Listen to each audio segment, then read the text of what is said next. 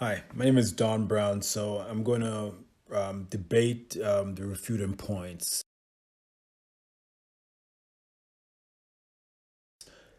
So my opponent argues that structuralism is more reliable when studying behavior.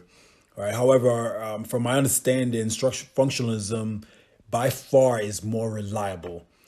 Looking into the basics of structuralism, it relies on introspection, right, as a study method.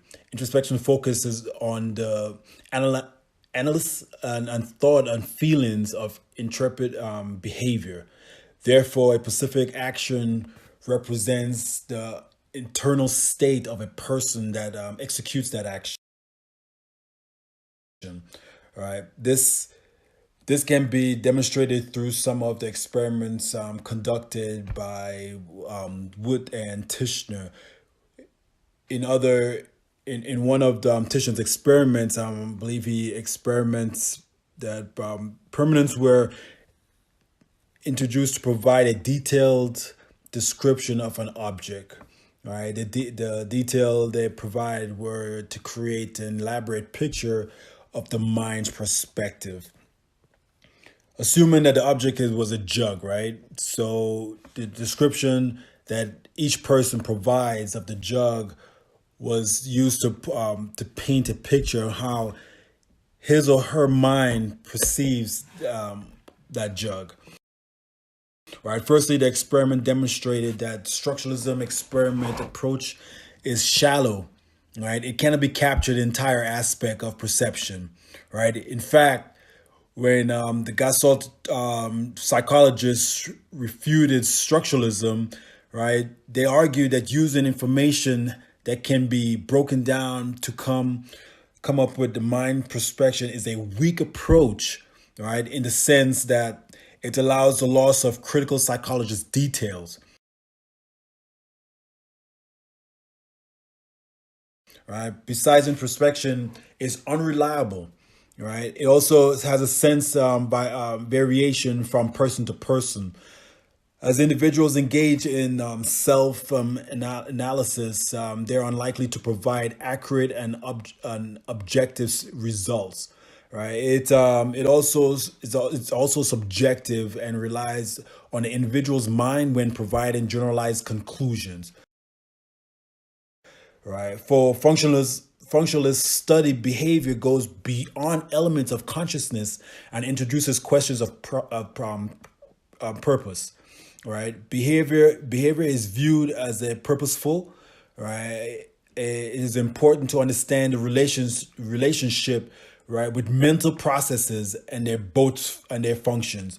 Furthermore, functionalism attempts to explain the influence of behavior on survival. Right, the adaptation of the mind and environment of the organisms, right, fundamental to fundamentalists.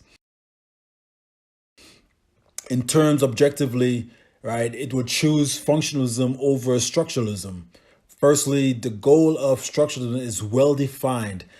Analysis consciousness by breaking down mental processes into basic components.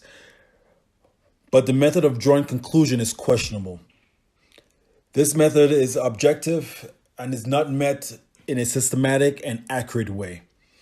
Therefore, the conclusions are mostly treated as unreliable and void. The subjective of introspection as a method used to prove the objective of structuralism, right? It is what led to the collapse of structuralism after the death of Tishner. Secondly, structuralism focuses on the internal state of mind, only which cannot be measured accurately. Functionalism, on the other hand, brings the concept of applied science to that relationship between the mind and the real world issues that's established. This makes the objective of functionalism more beneficial to the study of human psychology.